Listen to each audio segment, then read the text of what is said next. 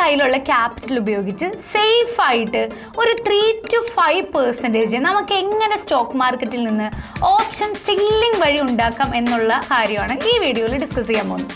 അത് നമ്മൾ 2 മെത്തേഡ് വഴിയാണ് ചെയ്യുന്നത്. ഒന്ന് ക്യാഷ് സെക്യൂർഡ് പുട്ടും 2 കവേർഡ് കോളും. പേര് കേട്ടൊന്നും പേടിക്കേണ്ട, വളരെ സിമ്പിൾ ആയിട്ടുള്ള ടോപ്പിക്കാണ്. സ്റ്റോക്സിൽ ഓപ്ഷൻ സെല്ലിംഗ് ചെയ്താണ് നമ്മൾ ഈ മെത്തേഡ് മാർക്കറ്റിൽ അപ്ലൈ ചെയ്യുന്നത്.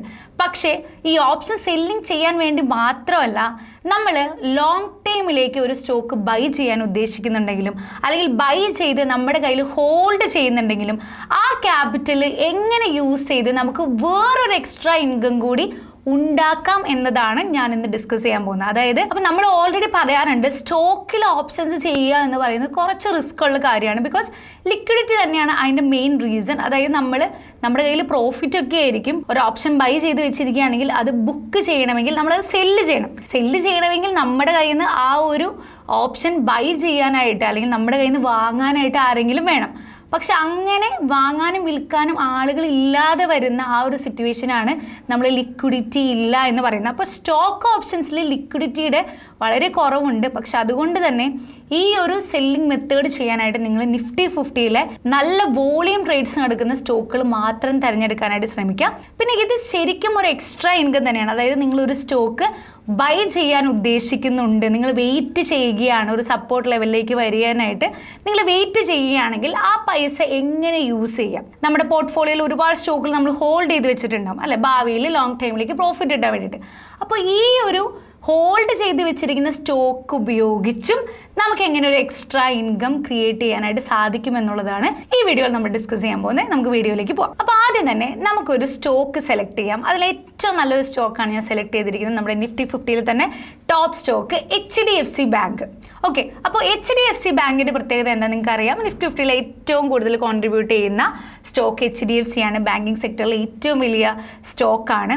കഴിഞ്ഞ കുറച്ച് നാളുകളായിട്ട് HDFC ബാങ്ക് ഡൗൺ ആയിരുന്നു. അപ്പോൾ ഞാൻ പലരോടും പറയുന്നുണ്ടായിരുന്നു, HDFC നല്ലൊരു ലെവലിലാണ് നിൽക്കുന്നത്, ഈ ഒരു പ്രൈസിന് ഇനി കിട്ടില്ല, നിങ്ങൾക്ക് വാങ്ങാം. എനിക്ക് തോന്നുന്നു യൂട്യൂബ് വീഡിയോയിൽ ഞാൻ പറഞ്ഞിട്ടുണ്ടോ എന്ന് എനിക്കറിയില്ല, പക്ഷേ ടെലഗ്രാം ചാനലിൽ ഞാൻ പറഞ്ഞിട്ടുണ്ടായിരുന്നു എല്ലാവരും ഇത് വാങ്ങണം എന്നുള്ളത്. കാരണം ഇപ്പോൾ കറൻ്റ് എല്ലാവർക്കും അറിയേണ്ടത് ഇപ്പോൾ ഇൻവെസ്റ്റ് ചെയ്യാൻ പറ്റുന്ന സ്റ്റോക്ക് ഇത്, ഇപ്പോൾ ഇൻവെസ്റ്റ് ചെയ്യാൻ പറ്റുന്ന സ്റ്റോക്ക്. അപ്പോൾ ഞാൻ വളരെ ധൈര്യത്തോടു കൂടി പറഞ്ഞൊരു സ്റ്റോക്കാണ് HDFC ബാങ്ക്. അതിൻ്റെ റീസണും ഞാൻ പറഞ്ഞിട്ടുണ്ടായിരുന്നു. അപ്പോൾ ഞാൻ ഇന്ന് ഇവിടെ എടുത്തിരിക്കുന്നത് HDFC ബാങ്കാണ്. എങ്ങനെയാണ് സപ്പോർട്ട് റെസിസ്റ്റൻസ് വരയ്ക്കേണ്ടത്?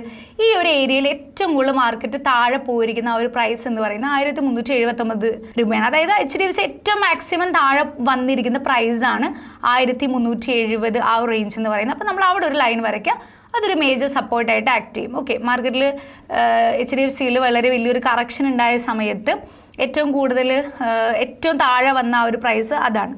വീണ്ടും നമ്മൾ നോക്കുമ്പോൾ ഏറ്റവും കൂടുതൽ റെസിസ്റ്റൻസ് കാണിച്ച കണ്ടോ, 1 2 3 3 പ്രാവശ്യം ട്രൈ ചെയ്ത് ഈ ഒരു റെസിസ്റ്റൻസ് ലെവൽ ബ്രേക്ക് ചെയ്യാം. പക്ഷെ 4ാമത്തെ പ്രാവശ്യമാണ് അത് ബ്രേക്ക് ചെയ്ത് പോയത്. അതിനുശേഷം വീണ്ടും അവിടെ ബ്രേക്ക് ചെയ്ത് പോയതിനു ശേഷം വീണ്ടും അവിടെ നിന്ന് ചെറിയൊരു കറക്ഷൻ വന്നു. 1 2 2 തവണ റെസിസ്റ്റൻസ് എടുത്തു, വീണ്ടും അത് താഴേക്ക് പോയി ഈ ഒരു ലെവലിൽ വീണ്ടും സപ്പോർട്ട് എടുത്തു. സോ അവിടെ ഞാൻ ഒരു ലൈൻ വരയ്ക്കുകയാണ്. പിന്നെ എക്സിറ്റ് പോയിന്റ് അന്ന് മാക്സിമം ഗ്യാപ്പ് അപ്പ് ഓപ്പണിംഗ്, പിന്നെ എക്സിറ്റ് പോയിന്റ് അന്ന് വന്ന മാക്സിമം ഹൈ ആണ് 1600, അവിടെ ഒരു റെസിസ്റ്റൻസ് വരച്ചു. ഇന്നിപ്പോൾ ആ മാക്സിമം ഹൈ, അതായത് എക്സിറ്റ് പോയിന്റ്, മാക്സിമം ഹൈ അല്ല, എക്സിറ്റ് പോയിന്റ് അന്ന് വന്ന ആ ഹൈ ബ്രേക്ക് ചെയ്ത് ഇന്ന് HDFC ബാങ്ക് വൻ റാലിയാണ്. ഇന്ന് ഓൾറെഡി ഇപ്പം നമ്മൾ മാർക്കറ്റിൽ നോക്കുമ്പോൾ ഏകദേശം 3% കൂടുതൽ HDFC ബാങ്ക് അപ്പായി കഴിഞ്ഞു.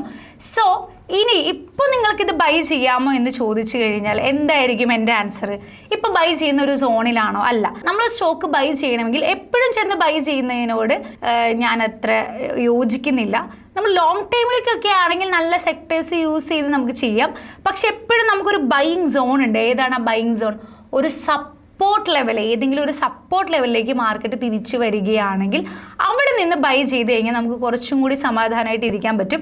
അല്ല, നിങ്ങൾ തോന്നിയ സ്ഥലത്ത് ഇപ്പം മാർക്കറ്റ് മുകളിലേക്ക് പോവുകയാണല്ലോ, എന്നാൽ കുറച്ച് ബൈ ചെയ്ത് വെക്കാമെന്ന് വിചാരിച്ച് ബൈ ചെയ്ത് കഴിഞ്ഞാൽ എന്ത് പറ്റും? ഇത് കറക്റ്റ് ചെയ്യും. അതായത് ഇതിൻ്റെ പ്രൈസ് കുറയുമ്പോൾ നമ്മൾ ഇമോഷൻ നമ്മുടെ വർക്ക് ചെയ്യും. അയ്യോ, നമ്മൾ മേടിച്ചിട്ട് നമുക്ക് ലോസ് ആയി പോയല്ലോ, എന്നാൽ ഇത് വിറ്റേക്കാം, ഇനി കൂടുതൽ ലോസ് ആവാതിരിക്കാൻ. അപ്പോൾ അങ്ങനത്തെ കുറേ ഇഷ്യൂസ് ഉള്ളതുകൊണ്ട് സപ്പോർട്ട് ലെവൽ വാങ്ങിച്ചു കഴിഞ്ഞാൽ മാക്സിമം അവിടെ നിന്ന്, അല്ലെങ്കിൽ നല്ല സ്റ്റോക്കുകളാണെങ്കിൽ നല്ലൊരു സപ്പോർട്ട് ലെവൽ വന്നു കഴിഞ്ഞാൽ അവിടെ നിന്ന് റിക്കവർ ചെയ്ത് പോകുന്ന ചാൻസസ് വെരി ഹൈ. അപ്പോൾ അതുകൊണ്ട് തന്നെ അതൊക്കെ അനലൈസ് ചെയ്ത് വേണം വാങ്ങിക്കാൻ. അപ്പോൾ ഞാൻ ഇവിടെ സപ്പോർട്ട് വരച്ചിട്ടുണ്ട്. അപ്പോൾ ഇപ്പോഴത്തെ കറണ്ട് സിറ്റുവേഷനിൽ HDFCയിൽ ഒരു ബൈ പോകാൻ പറ്റില്ല. ബിക്കോസ് HDFC ബുള്ളിഷ് ആയിട്ട് പോയിക്കൊണ്ടിരിക്കുകയാണ്. ഒരു ഷോർട്ട് ടൈമിലേക്ക് ഒരു പ്രോഫിറ്റ് എടുക്കാനായിട്ട് HDFC ഇപ്പോൾ ബൈ ചെയ്യുന്ന ഒരു ബൈങ് സോണിലല്ല. ഇനി എപ്പോൾ ബൈ ചെയ്യണം? ഇപ്പം നിങ്ങൾക്ക് ബൈ ചെയ്യാമോ എന്ന് ചോദിച്ചാൽ ഞാൻ പറയും ഇപ്പോൾ ബൈ ചെയ്യരുത്. ഇതൊരു കറക്ഷൻ, അതായത് മാർക്കറ്റ് മുകളിലേക്ക് പോയി ഏതെങ്കിലും ഒരു സപ്പോർട്ട് ലെവലിലേക്ക് മേ ബി 1600 ആവാം, അല്ലെങ്കിൽ 1550 ആവാം, അല്ലെങ്കിൽ 1500 ലെവലിലും ഒരു സപ്പോർട്ട് ഉണ്ട്. 484 പക്ഷെ 500 നമുക്ക് റൗണ്ട് ഫിഗർ ചെയ്ത് 1500 ലെവലിലേക്കോ വരികയാണെങ്കിൽ നമുക്ക് HDFC ബാങ്കിൽ ഒരു ബൈ ഓപ്പർച്യൂണിറ്റി ഉണ്ട്. HDFC ബാങ്ക് മുകളിലേക്ക് പോയിക്കൊണ്ടിരിക്കുകയാണ്, നമുക്കിത് ബൈ ചെയ്യണം. നമ്മുടെ കയ്യിൽ ഒരു 5 ലക്ഷം രൂപയുണ്ട്, അല്ലെങ്കിൽ 5 ലക്ഷം രൂപ നമ്മൾ HDFC ബാങ്ക് ബൈ ചെയ്യാനായിട്ട് മാറ്റി വെച്ചിട്ടുണ്ടെന്ന് വിചാരിക്കാം. പക്ഷെ കറന്റ് ഇപ്പോൾ ഒരു ബൈ ചെയ്യാനുള്ള സോണിലല്ല. 5 ലക്ഷം രൂപ കൊണ്ട് നമുക്ക് പ്രത്യേകിച്ച് ഇപ്പോൾ ഒരു ഉപകാരവും ഇല്ല, അതവിടെ വെറുതെ ഇരിക്കുകയാണ്. ഒരു ട്രേഡിലേക്ക് എൻ്റർ ചെയ്യാനായിട്ട് നമുക്ക് സാധിക്കുന്നില്ല. അപ്പോൾ അങ്ങനെ ഒരു സിറ്റുവേഷനിൽ എങ്ങനെ നമുക്ക് ആ ഒരു ക്യാപിറ്റൽ യൂസ് ചെയ്യാം എന്നുള്ളതാണ്. എങ്ങനെ യൂസ് ചെയ്യാം? HDFC ബാങ്ക് വാങ്ങാനും പറ്റുന്നില്ല, പക്ഷെ ആ പൈസ വെറുതെ ഇരിക്കുകയാണ്. അങ്ങനെയാണെങ്കിൽ നമുക്ക് വീണ്ടും 1500ലേക്ക് മാർക്കറ്റ് എത്താനായിട്ട് നമ്മൾ വെയിറ്റ് ചെയ്യണം. ഓക്കെ, ചിലപ്പോൾ നാളെ വരാം, പെട്ടെന്നൊരു സെൽ ഓഫ് വരാണെങ്കിൽ മേ ബി നാളെ വരാം, അല്ലെങ്കിൽ ചിലപ്പോൾ ഒരാഴ്ച എടുക്കാം, 2 ആഴ്ച എടുക്കാം, 1 മാസം എടുക്കാം, മേ ബി 1 വർഷം എടുക്കാം, ചിലപ്പോൾ താഴേക്ക് വന്നില്ല എന്നും വരാം. ഓക്കെ, അപ്പോൾ അങ്ങനെയുള്ള സാഹചര്യത്തിൽ നമുക്ക് മാക്സിമം വെയിറ്റ് ചെയ്യാൻ പറ്റുന്നത് നമുക്കൊരു 3-4 മാസമൊക്കെ വെയിറ്റ് ചെയ്യാം. അപ്പോൾ അതുവരെ നമ്മുടെ ക്യാപിറ്റലിൽ നിന്ന് എങ്ങനെ ചെറിയൊരു പെർസെൻറ്റേജ് ഇൻകം നമുക്ക് ക്രിയേറ്റ് ചെയ്യാൻ പറ്റും? എങ്ങനെ ക്രിയേറ്റ് ചെയ്യാം? HDFC ബാങ്ക് 1500 ലെവലിൽ എത്തുമ്പോൾ ആണ് HDFC ബൈ ചെയ്യാനായിട്ട് നമ്മൾ തീരുമാനിച്ചിരിക്കുന്നത്. അപ്പോൾ അതുവരെ നമ്മുടെ ക്യാപിറ്റൽ നമുക്ക് എങ്ങനെ യൂസ് ചെയ്യാം? അതിനാണ് നമ്മൾ ക്യാഷ് സെക്യൂർഡ് പുട്ട് എന്ന് പറയുന്നത്. അതായത് ഈ 1500 എന്ന് പറയുന്നത് ഔട്ട് ഓഫ് ദ മണി ആണല്ലോ. നമ്മൾ ഇൻഡെക്സിലൊക്കെ പഠിച്ച സെയിം കാര്യം തന്നെ. അതായത് പുട്ട് താഴത്തേക്ക് മാർക്കറ്റ് ഇറങ്ങുമ്പോൾ അല്ലെങ്കിൽ താഴേക്കുള്ള സ്ട്രൈക്ക് പ്രൈസുകളാണ് പുട്ടിൻ്റെ ഔട്ട് ഓഫ് ദ മണികൾ. നമ്മൾ സ്റ്റെപ്പ് ഇറങ്ങുന്ന കാര്യം പഠിച്ചു അല്ലേ? അങ്ങനെ നോക്കുമ്പോൾ 1500 എന്ന് പറയുന്നത് 1500 പുട്ട് എന്ന് പറയുന്നത് OTM ആണ്. നമുക്ക് എന്ത് ചെയ്യാം? ഈ 1500 പുട്ട് OTM നമുക്ക് സെല്ല് ചെയ്തിടാം. അതായത് നമ്മുടെ ക്യാപിറ്റൽ യൂസ് ചെയ്ത്, നമ്മുടെ വെറുതെ ഇരിക്കുന്ന ക്യാപിറ്റൽ യൂസ് ചെയ്ത് 1500 പുട്ട് സെല്ല് ചെയ്തു. നമ്മുടെ വ്യൂ എന്താ? HDFC ബാങ്ക് 1500ലേക്ക് വരുമ്പോൾ നമ്മൾ ഇത് ബൈ ചെയ്യാൻ ഇരിക്കുകയാണ്. പക്ഷെ വരുന്ന ആ ഒരു ടൈമിൽ വെയിറ്റ് ചെയ്യുന്നത് വരെ നമ്മുടെ ക്യാപിറ്റലിൽ നിന്ന് ഒരു 3-4% കിട്ടുന്ന രീതിയിൽ നമുക്കത് എങ്ങനെ എക്സിക്യൂട്ട് ചെയ്യാൻ പറ്റും എന്നുള്ളതാണ്. അതായത് ആ OTM നമ്മൾ എക്സ്പെക്ട് ചെയ്യുന്ന ആ ഒരു സപ്പോർട്ട് ലെവല് പുട്ട് സെല്ല് ചെയ്തിടാം. ഓക്കെ, അപ്പോൾ ആ ലെവലിലേക്ക് വന്നു കഴിഞ്ഞാൽ നമുക്കത് ഇക്വിറ്റി ബൈയും ചെയ്യാം. അതുവരെ നമ്മുടെ ക്യാപിറ്റൽ സെക്യൂർ ആക്കിക്കൊണ്ട് കുറേശ്ശെ പുട്ടുകൾ നമുക്ക് സെല്ല് ചെയ്ത് 96% വിന്നിങ് ചാൻസ് ഉള്ള ഒരു ട്രേഡാണിത്. പിന്നെ നിങ്ങൾ എപ്പോഴും ശ്രദ്ധിക്കുക, 1500ന്റെ അടുത്തേക്ക് എത്താറായി എന്ന് മനസ്സിലായി കഴിഞ്ഞാൽ ചെറുതായിട്ട് ആ ഒരു നമ്മൾ ചെയ്യുന്ന ഒരു കാര്യം ഒന്ന് മാറ്റി വയ്ക്കുക. കാരണം 1500 എത്തിയാൽ, അതായത് OTM പുട്ട് എത്തിക്കഴിഞ്ഞാൽ നമുക്ക് ആ ഒരു സെല്ലിൽ നിന്ന് ലോസ് വരും. അപ്പോൾ 1500ന്റെ ലെവലിലേക്ക് എത്തുന്നത് വരെ നിങ്ങൾക്കത് കീപ്പ് ചെയ്യാം. അതിനുശേഷം 1500 എത്തിക്കഴിഞ്ഞാൽ നമ്മുടെ യൂസ് ചെയ്യാതിരുന്ന ക്യാപിറ്റൽ എടുത്ത് നമ്മൾ എന്ത് ചെയ്യണം? HDFC ബാങ്ക് ബൈ ചെയ്യുക, ഹോൾഡ് ചെയ്യുക. ഓക്കെ, അപ്പോൾ അതുവരെ ആ ഒരു OTM പുട്ട് സെല്ല് ചെയ്ത് പ്രോഫിറ്റ് ഉണ്ടാക്കുന്ന മെത്തേഡിനെയാണ് നമ്മൾ ക്യാഷ് സെക്യൂർഡ് പുട്ട് എന്ന് പറയുന്നത്. നിങ്ങളുടെ കയ്യിൽ അത്യാവശ്യം നല്ല ക്യാപിറ്റലും ഉണ്ട്, ഈ ഒരു സ്റ്റോക്ക് സപ്പോർട്ട് ലെവലിൽ വന്നു കഴിഞ്ഞ് കഴിഞ്ഞാൽ ബൈ ചെയ്യാനായിട്ട് നിങ്ങൾ നോക്കുന്നുണ്ട്, അല്ലെങ്കിൽ നിങ്ങൾ ബൈ ചെയ്യും എന്ന് ഉറപ്പുണ്ടെങ്കിൽ മാത്രമേ ഈ ഒരു ട്രേഡ് ചെയ്യാൻ പാടുള്ളൂ. അല്ലാതെ വെറുതെ സെല്ല് മാത്രം ചെയ്തുകൊണ്ട് ഇരുന്ന് കഴിഞ്ഞാൽ 1500 ലെവലിലേക്ക് മാർക്കറ്റ് വന്നാൽ നിങ്ങൾക്ക് പുട്ട് സെല്ലിൽ നിന്ന് വലിയ ലോസ് വരാനുള്ള ചാൻസ് ഉണ്ട്. സോ അത് ശ്രദ്ധിച്ച് വേണം ചെയ്യാൻ. അതുപോലെ തന്നെ ഒരു ലോട്ടിന് ഇക്വലൻ്റ് ആയിട്ടുള്ള ഇക്വിറ്റി വാങ്ങാനുള്ള ഫണ്ട് നിങ്ങളുടെ കയ്യിൽ ഉണ്ടായിരിക്കണം. ഓക്കെ, അപ്പോൾ ഈ ഓപ്സ്ട്രയിലും കൂടി നമുക്കൊന്ന് നോക്കാം എങ്ങനെയാണ് HDFC ബാങ്ക്. അപ്പോൾ ഓപ്സ്ട്രയിൽ ഞാൻ HDFC ബാങ്ക് നടിച്ചു കൊടുത്തു. നിങ്ങൾക്ക് ഓപ്സ്ട്രയിലെല്ലാം ചെയ്ത് നോക്കാൻ പറ്റും കേട്ടോ. ഫ്യൂച്ചേഴ്സ് മാറ്റി ഓപ്ഷൻസ് ഇട്ട് കൊടുത്തു. ആൻഡ് 27 ജൂൺ ആണ് എക്സ്പയറി ഡേറ്റ്. അപ്പോൾ സ്ട്രൈക്ക് പ്രൈസ് എന്ന് പറയുന്ന 1500 ഇട്ട് കൊടുത്തു. ആൻഡ് പുട്ട് കൊടുത്തു, സെല്ല് കൊടുത്തു, ഹാർഡ് പൊസിഷൻ. അറിയാവുന്നതാണ്, നമ്മൾ ഓൾറെഡി ചെയ്തിട്ടുള്ളത് കേട്ടോ. ഇത് നോക്കിക്കേ, 99% പ്രോഫിറ്റ് കിട്ടാനുള്ള ചാൻസ്, 99.85% പ്രോഫിറ്റ് കിട്ടാനുള്ള ചാൻസ് ഉണ്ട്. പക്ഷേ പ്രോഫിറ്റ് വളരെ കുറവാണ്, കാരണം നമ്മൾ FD ഇടുന്ന അത്രയും പോലും കിട്ടുന്നില്ല. 3-4% ഒക്കെ കിട്ടുന്നുള്ളൂ. പക്ഷേ എസ്റ്റിമേറ്റഡ് മാർജിൻ 1 ലാഖിൻ്റെ അടുത്തുണ്ട്.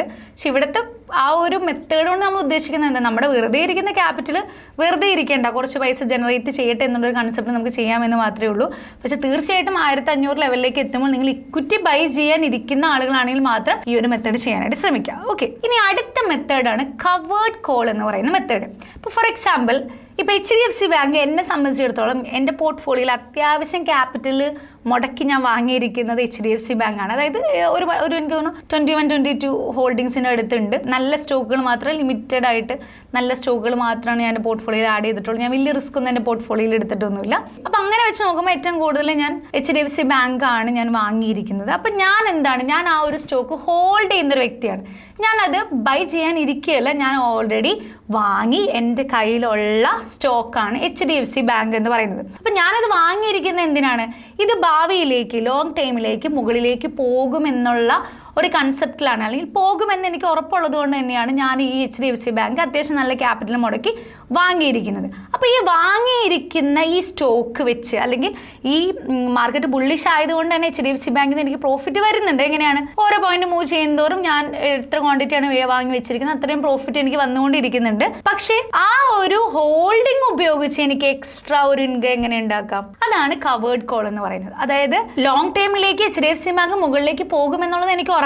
പക്ഷെ എന്ന് പറഞ്ഞുകൊണ്ട് അത്യാവശ്യം നല്ല ലാർജ് ക്യാപ് ഫണ്ടുകളൊന്നും ഒറ്റയടിക്ക് റോക്കറ്റ് പോണ പോലെ ഒരിക്കലും എന്താ പറയുക, ഇപ്പോൾ 1659 നിൽക്കുന്ന സ്റ്റോക്ക് നാളെ തന്നെ 2000 എത്തും നമുക്ക് പ്രെഡിക്റ്റ് ചെയ്യാൻ പറ്റുമോ? അങ്ങനെ നമ്മുടെ പാസ്റ്റ് ഹിസ്റ്ററി എടുത്ത് നോക്കി കഴിഞ്ഞാൽ അങ്ങനെയല്ല. ഒന്ന് മുകളിൽ പോകും, ഒന്ന് കറക്റ്റ് ചെയ്യും, മുകളിൽ പോകും. അങ്ങനെ ഒരു ഹൈ സ്വിംഗ് ലോസ് ഉണ്ടാക്കിയിട്ടാണ് എല്ലാ സ്റ്റോക്കുകളും പോകുന്നത്.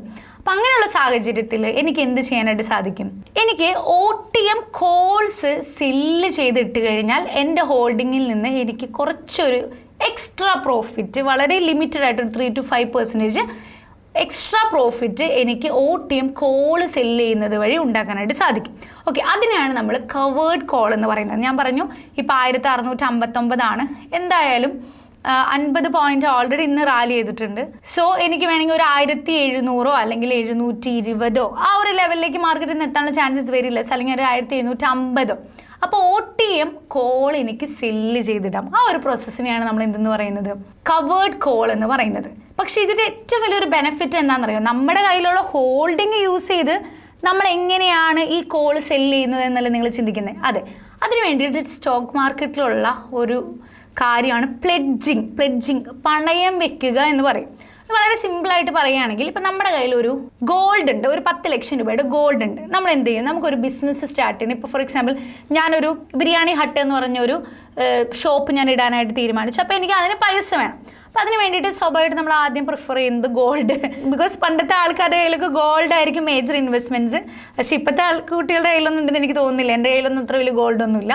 ഓക്കെ, അപ്പോൾ ഞാൻ പറഞ്ഞു വന്നത്, എല്ലാവരും ആദ്യം പ്രിഫർ ചെയ്യുന്നത് നമുക്ക് നമ്മുടെ സ്വർണ്ണം പണയം വയ്ക്കാം എന്നുള്ള കാര്യമായിരിക്കും. അപ്പോൾ നമ്മൾ പോയി നമ്മുടെ കയ്യിലുള്ള 10 ലക്ഷം രൂപ മൂല്യമുള്ള സ്വർണ്ണം നമ്മൾ പണയം വെച്ചു. ഹെയർ കട്ടൊക്കെ കഴിഞ്ഞ് നമുക്കൊരു 8 ലക്ഷം രൂപ കിട്ടി. ഈ 8 ലക്ഷം രൂപ ഉപയോഗിച്ചാണ് ഞാൻ എന്ത് ചെയ്യുന്നത്? എൻ്റെ ബിരിയാണി കട തുടങ്ങിക്കൊണ്ടിരിക്കുന്നത്. അപ്പോൾ കുറച്ച് നാൾ മുമ്പൊക്കെ പണയം വെച്ചവർക്കാണെങ്കിൽ അറിയാം, സ്വർണ്ണത്തിൻ്റെ വില ഇപ്പോൾ എന്താണ്? കൂടിക്കൊണ്ടിരിക്കുകയാണ്. ഇപ്പോൾ ഇന്നലെ ചെറുതായിട്ടൊന്ന് കുറഞ്ഞു, പക്ഷേ ഭാവിയിൽ സ്വർണ്ണത്തിൻ്റെ വില കൂടുമെന്നുള്ളത് ഉറപ്പാണ്. അപ്പം നമ്മളിവിടെ സ്വർണം പണയം വെച്ചിട്ടുണ്ട്, ആ പൈസ ഉപയോഗിച്ച് നമ്മൾ ബിസിനസ് ചെയ്യുന്നുണ്ട്. പക്ഷെ സ്വർണ്ണത്തിൻ്റെ വില മാർക്കറ്റിൽ കൂടിയാലും കൂടിക്കൊണ്ടിരിക്കും തോറും നമ്മുടെ സ്വർണ്ണത്തിൻ്റെ വാല്യൂ കൂടും. പണയം വെച്ചിരിക്കുകയാണെന്ന് വിചാരിച്ച് നമ്മുടെ സ്വർണ്ണത്തിന്റെ വില കൂടാതിരിക്കും, ഒരിക്കലുമില്ല. ഇതുപോലെ നമ്മുടെ കയ്യിലുള്ള സ്റ്റോക്ക് നമുക്ക് പ്ലെഡ്ജ് ചെയ്യാം, പണയം വെക്കാനായിട്ട് സാധിക്കും. അങ്ങനെ പ്ലെഡ്ജ് ചെയ്ത് ഹെയർ കട്ടൊക്കെ കഴിഞ്ഞ് നമ്മുടെ കയ്യിലൊരു എമൗണ്ട് നമുക്ക് മാർജിനായിട്ട് ലഭിക്കും. ഈ മാർജിൻ യൂസ് ചെയ്ത് നമുക്ക് എന്ത് ചെയ്യാം? കോള് സെല്ല് ചെയ്യാം. ഓക്കെ, അപ്പം നമ്മൾ എക്സ്ട്രാ ഫണ്ട് കൊടുക്കണ്ട. നമ്മുടെ കയ്യിലുള്ള, ഇപ്പം നമ്മുടെ കയ്യിൽ ഒരു 5 ലക്ഷം രൂപയ്ക്ക് HDFC ബാങ്ക് ഉണ്ടെങ്കിൽ അത് പ്ലെഡ്ജ് ചെയ്യുക. ഹെയർ കട്ട് കഴിഞ്ഞിട്ട് നമുക്ക് മാർജിൻ കിട്ടും. അത് വെച്ച് നമുക്ക് കോള് സെല്ല് ചെയ്യാനായിട്ട് സാധിക്കും. അപ്പോൾ ഈ ഒരു മെത്തേഡ് ഉണ്ടെങ്കിൽ നമ്മുടെ കയ്യിലുള്ള ഹോൾഡിംഗ് ഉപയോഗിച്ച് നമുക്കൊരു എക്സ്ട്രാ ഇൻകം കൂടി ജനറേറ്റ് ചെയ്യാനായിട്ട് സാധിക്കും. വളരെ സിമ്പിളായിട്ട് റിസ്ക് കുറഞ്ഞ് OTM കോള് സെല്ല് ചെയ്യുക. വളരെ ചെറിയൊരു പ്രോഫിറ്റ് ഉള്ളൂ, പക്ഷെ എന്താണ്, മാർക്കറ്റ് മൂവ് ചെയ്യുന്നതിനനുസരിച്ച് നമ്മുടെ ഹോൾഡിങ്സും പ്രോഫിറ്റ് തരും. അതുപോലെ ഈ കോൾ സെല്ല് വഴിയും ഒരു ചെറിയ എക്സ്ട്രാ പ്രോഫിറ്റ് നമുക്ക് കിട്ടും. ഇതിനെയാണ് നമ്മൾ കവേർഡ് കോൾ എന്ന് പറയുന്നത്. അപ്പോൾ മാർക്കറ്റ് കണ്ടീഷൻസ് നോക്കിയിട്ട് നിങ്ങൾക്ക് ഈ ഒരു സ്ട്രാറ്റജീസ് അപ്ലൈ ചെയ്യാം. അതായത് മാർക്കറ്റ് നല്ല രീതിയിൽ ബുള്ളിഷാണ്, മുകളിലേക്ക് പോവുകയാണ്, പക്ഷെ നമുക്ക് എൻട്രി ഒന്നും കിട്ടുന്നില്ല, നല്ലൊരു ബുള്ളിഷാണ് മാർക്കറ്റെങ്കിൽ നമുക്ക് എന്ത് സെല്ല് ചെയ്യാം? നമുക്ക് പുട്ട് സെല്ല് ചെയ്യാം. അല്ല മാർക്കറ്റ് ഒരു ബെയറിഷ് മോഡിലാണ് അല്ലെങ്കിൽ ഒരു സൈഡ് വൈസ് മോഡിലാണെങ്കിൽ നമുക്ക് കോള് സെല്ല് ചെയ്തും പ്രോഫിറ്റ് ഉണ്ടാക്കാനായിട്ട് സാധിക്കും. അപ്പോൾ മാർക്കറ്റ് കണ്ടീഷൻ അനുസരിച്ച് നിങ്ങൾ ഈ ഒരു സ്ട്രാറ്റജി അപ്ലൈ ചെയ്യുക. തീർച്ചയായിട്ടും ഒരു എക്സ്ട്രാ ഇൻകം നമുക്ക് കിട്ടുന്ന ഒരു സ്ട്രാറ്റജിയാണ്. അപ്പോൾ ഇത് ചെയ്യുന്നതിന് മുമ്പ് തീർച്ചയായിട്ടും നിങ്ങൾ ഓപ്സ്ട്ര എന്ന് പറയുന്ന സ്ട്രാറ്റജി ബിൽഡറിൽ ഇട്ട് നോക്കിയിട്ട് ചെയ്യാനായിട്ട് ശ്രമിക്കുക. പിന്നെ എൻ്റെ അടുത്ത് 1-2 പേര് കമൻറ്റിൽ ചോദിച്ചിരുന്നു, ഓപ്സ്ട്ര എന്ന് പറയുന്ന ഒരു ഡിമാറ്റ് അക്കൗണ്ട് അല്ല, അതൊരു വെർച്വൽ ട്രേഡിംഗ് പ്ലാറ്റ്ഫോമാണ്. അതായത് നിങ്ങൾക്ക് ഇങ്ങനെയുള്ള കാര്യങ്ങളൊന്ന് ചെയ്ത് കണ്ടോ, ഇവിടെ പ്രോബബിലിറ്റി ഓഫ് പ്രോഫിറ്റ്, എത്ര രൂപ പ്രോഫിറ്റ് കിട്ടും, ആൻഡ് എത്ര രൂപ നമുക്ക് ഇതിന് മാർജിൻ, എസ്റ്റിമേറ്റഡ് മാർജിൻ എത്ര വേണം, എങ്ങനെയാണ് ഇതിൽ പ്രോഫിറ്റ് വരുന്നത് എന്നുള്ള കാര്യങ്ങളെക്കുറിച്ച് ഐഡിയ കിട്ടാൻ വേണ്ടിയിട്ടാണ് ഈ ഓപ്സ്ട്രയിൽ നമ്മൾ ഈ ഒരു സ്ട്രാറ്റജി ഇട്ട് നോക്കുന്നത്. അപ്പോൾ നമുക്കൊരു ക്ലിയർ ആയിട്ടുള്ള ഐഡിയ കിട്ടും, അത് വെച്ചിട്ട് വേണം ചെയ്യാൻ. അല്ലാതെ ഓപ്സ്ട്ര എന്ന് പറയുന്നത് ഒരു ഡിമാറ്റ് അക്കൗണ്ട് പോലെ അല്ല. ഓക്കെ, സ്ട്രാറ്റജി മനസ്സിലായെന്ന് വിചാരിക്കുകയാണ്. എന്തെങ്കിലും ഡൗട്ട് ഉണ്ടെങ്കിൽ തീർച്ചയായിട്ടും കമൻറ്റ് ചെയ്യുക. വീണ്ടും ഒരു വീഡിയോ ആയിട്ട് കാണുന്നവരെ ബൈ ബൈ.